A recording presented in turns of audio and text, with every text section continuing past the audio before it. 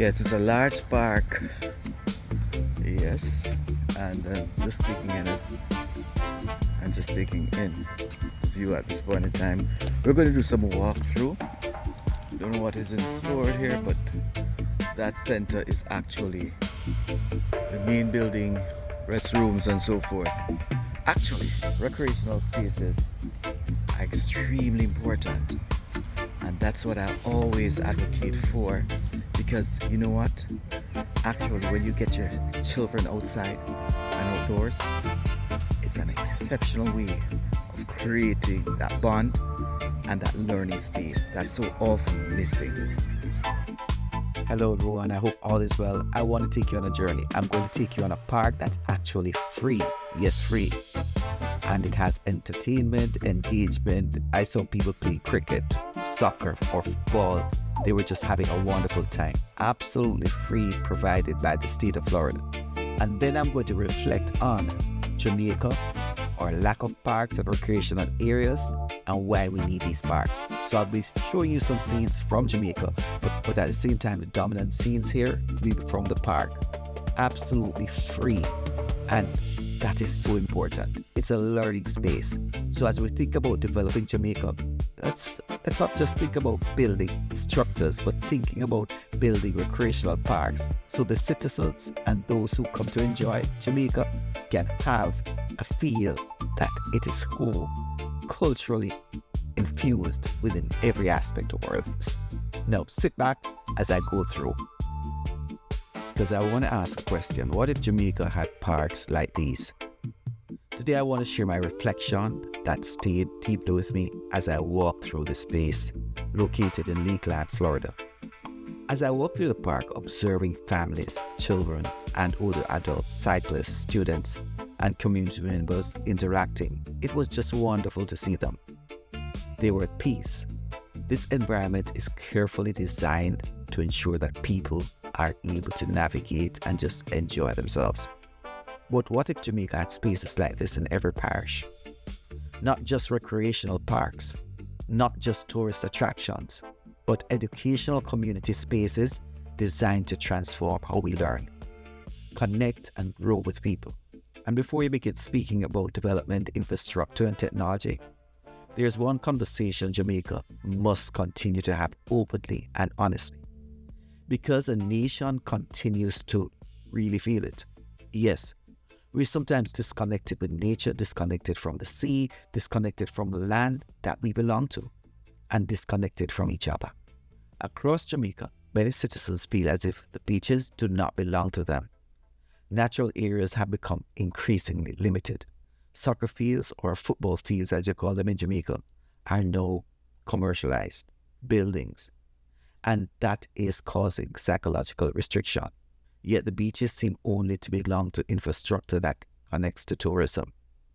When a child walks along a coastline, they are not simply walking near water. They are identifying themselves with nature. They are engaging in environmental science and much more. Climate change, tourism, history, and culture all at once. Outdoor spaces are powerful classrooms. Unfortunately, many educational systems across the world become over-centered on buildings, examinations, standardized processes. But this is a learning journey, and it's jam rock also. And I want to tell you that if you take your children out, they increase the level of intelligence as it relates to understanding the world. Many humans are designed to learn, not indoors, but outdoors. I've visited countries like Sweden and observed tremendous value in public spaces.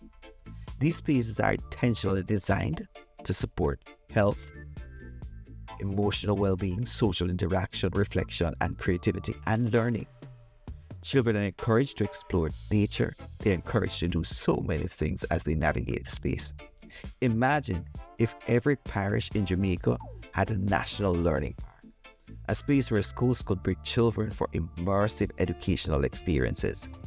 Imagine just walking through, scanning a QR code, and learning about national heroes. Imagine environmental zones teaching students about mangroves, the coral reefs, climate resilience, and biodiversity. Imagine telling stories about the history of Jamaica, even the elders in the community sharing these histories. Imagine agricultural learning, gardens teaching about food sustainability. Imagine spaces where music, drumming, poetry, dance, and traditional Jamaican games are played. Imagine safe green areas where children can simply run, think. This is real education. It's not AI. It's the best form of education. We must advocate. And I know I heard about a center coming or an area coming in every parish that individuals can go, but we need more than that. We want our beaches back. Many children spend so much time disconnected from human interaction, and this disconnects them from nature. But if we lose human connection and environmental connection, what happens? We are creating another crisis. So remember, go outdoors, enjoy the rivers in Jamaica if you can, and the beaches if you can. Advocate for the use of them if you can, because we need them. Why is the future of Jamaica development just thinking about roads and buildings alone? That's not good enough. We must move forward. These are important areas, spaces that children can enjoy. Children from rural communities, inner city communities, families, teachers, artists, researchers can be in this space. This space would be for everyone. Then, of course, we encourage pride. Now, let me tell you this. I've been to some places, and one particular place in Jamaica, Harmony Park, just needed some more trees and so forth to make it a bit better. Young people must learn, and older people want to go out too. They want to enjoy it. They want to enjoy these spaces. So I want to say, let us think about it. Government policy should address it. These spaces are learning spaces. It is not impossible. Some people talk about money. Why not ask people who invest in Jamaica to be a part of this movement? After all, if you give back to the community, you get so much from them back.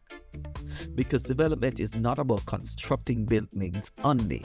Development is about constructing environment to improve human life.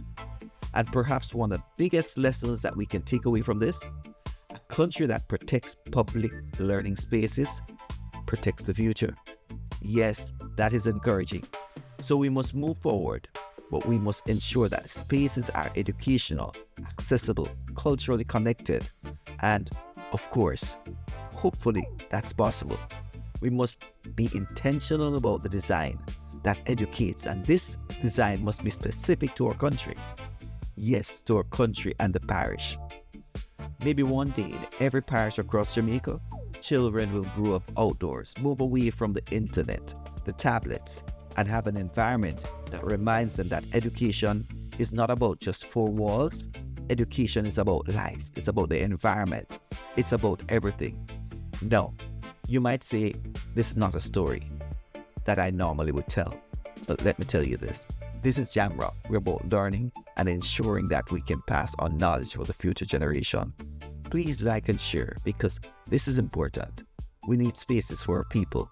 We can't have a Jamaica that we can't share with our own citizens. We want our rivers, we want our beaches. And that's all for now.